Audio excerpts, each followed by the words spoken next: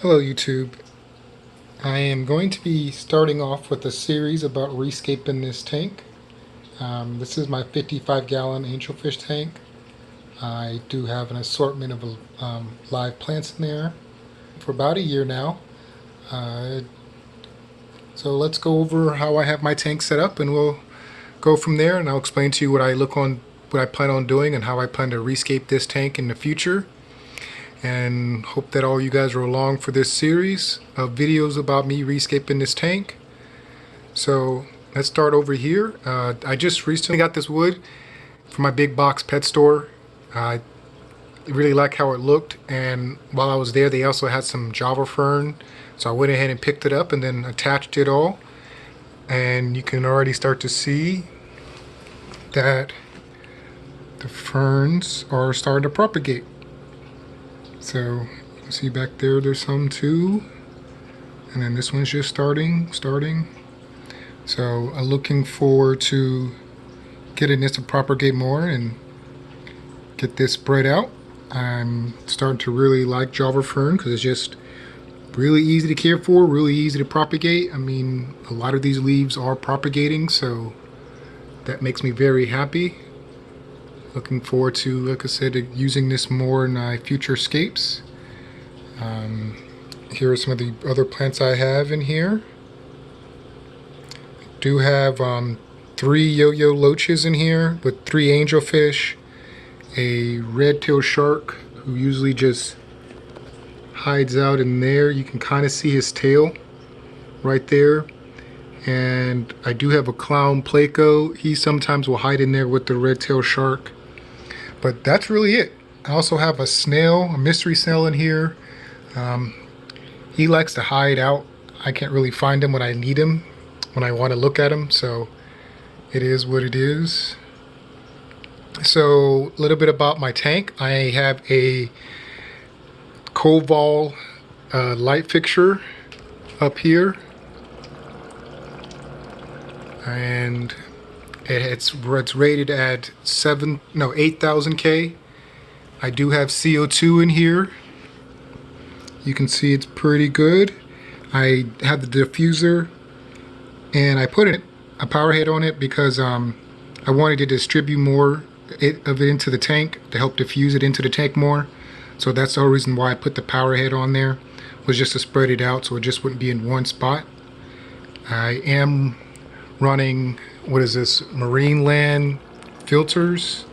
I did take out the stock media that comes in there, and I put the Aqua Clear sponge and the Aqua Clear biomass. So I got a total of 2 sponges and 2 biomass in each of the filters. I then took another Aqua Clear filter, and this was for 110, cut it in half and then put at the end of it to help grow more beneficial bacteria to make these more efficient and creating the beneficial bacteria for my tank. I got 2 heaters in here, just ones you get at Walmart. I just got them because they were on sale. I may change them out in the future. In the year I've had this tank, my temperature really hasn't dramatically changed in the wintertime. I do keep my house kind of on the mid-range in the winter. The summertime I keep it around like 80 degrees inside, which some people will be like, wow, that's really hot. Well, I don't like to be cold, so I don't really like it to be below 80 in my house. And my CO2 setup is over here. I am running an Aquatech premium regulator. I was going to get the one for the paintball, but then I decided that, you know what, down the road I may change my mind and stop using paintball tanks and then switch over to a 5-pound tank. So it's very important, if you're going to do this, you get this adapter. I was able to find it on Amazon. I think it was on sale for like $6.99, and at the time I had Prime, so the shipping was free. I got it in like 2 days after I ordered it. So, you know, I ordered 2 of them. So when it comes time to refill the tank, I can use the other one to fill my other tanks. I have 2 tanks. I got the tanks off some paintball website, 84-ounce tanks, and the hard part for me with the CO2 was finding a place that locally refilled it. a lot of the videos I watched on YouTube were saying, oh yeah, just go to Dick's Sporting Goods and they can refill it. So that was the first place I called, was Dick's Sporting Good. And effective January 1st, 2020, they stopped refilling paintball tanks. I was like, really? So I did some additional research and found several home brewery stores around me, and they will refill the tank for me. It does cost a little bit more than I was thinking, but you know, it is what it is. The only requirement they have is that I have to bring the adapter, otherwise they will refuse to refill it. So that's why I got 2 adapters. So when one tank is low, I attach the other tank, and then the next week or so I go back to one of those home brewing stores, have them refill it. So I do weekly water changes. I did a water change today about 2 or 3 hours ago, and you can already see it's already clearing up pretty well. I like to do weekly water change. I usually do about 35 to 40% every week. I do also dose my tank. And this is what I dose it with. So it's up to you if you want to dose your tank. I have had very good success with it. I think with the combination of the dosing and with the CO2, that's why my Java Fern is doing so well. But it's completely up to you. See here. So my plan for the aquascape of this tank is I will be trying something I've never done before, and that is using sand. I will go through how I clean the sand and got it ready to be put in the tank. I also will be using dirt, like topsoil, to create a planted soil substrate for this tank.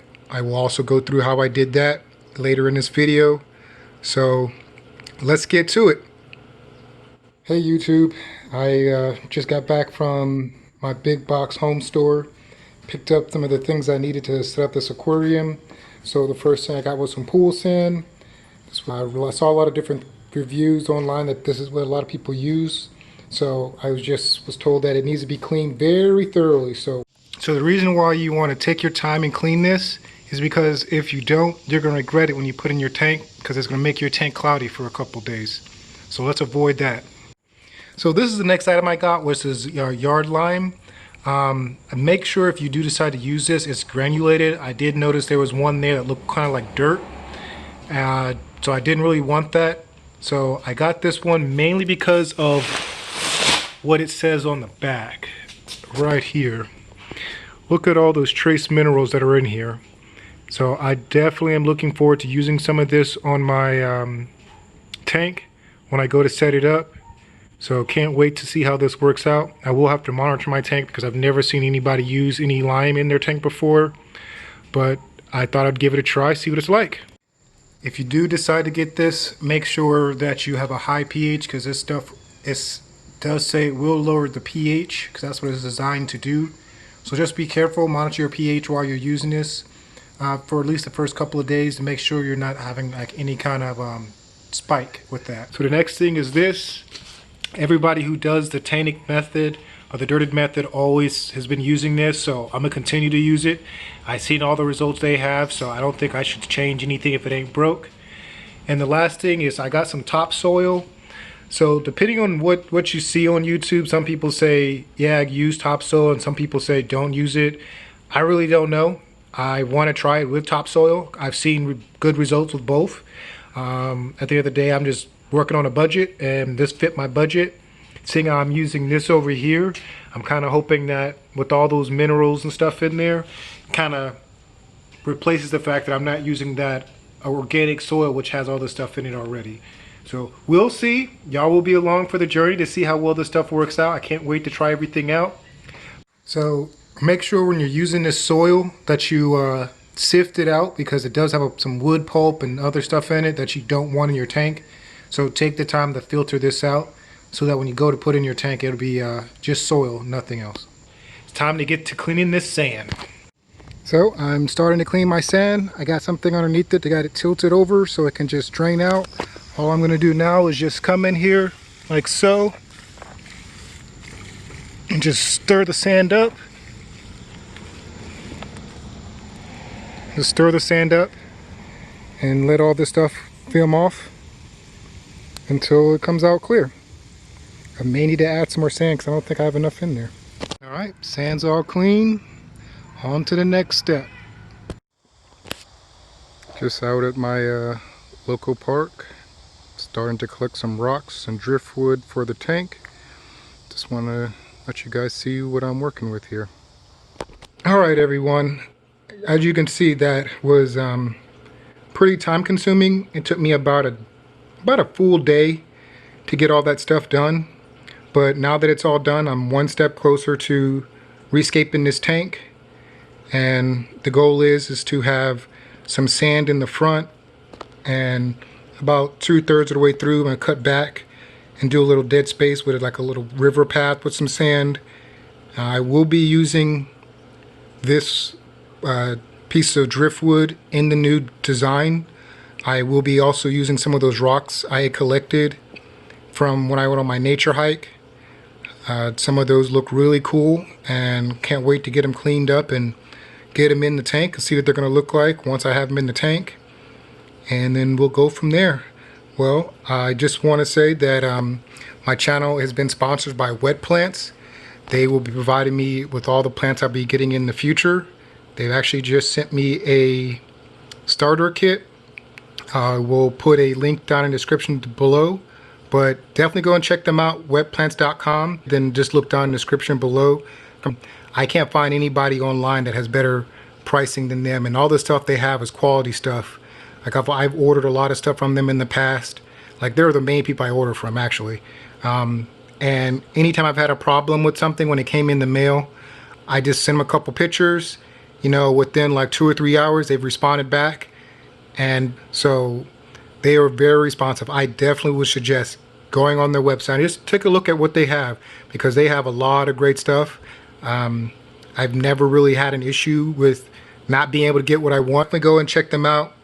I really would appreciate it. And once again, welcome to Beginner Aquascapes. This is the first video in a series of videos about rescaping this tank, and I'm looking forward to having everybody along for the journey.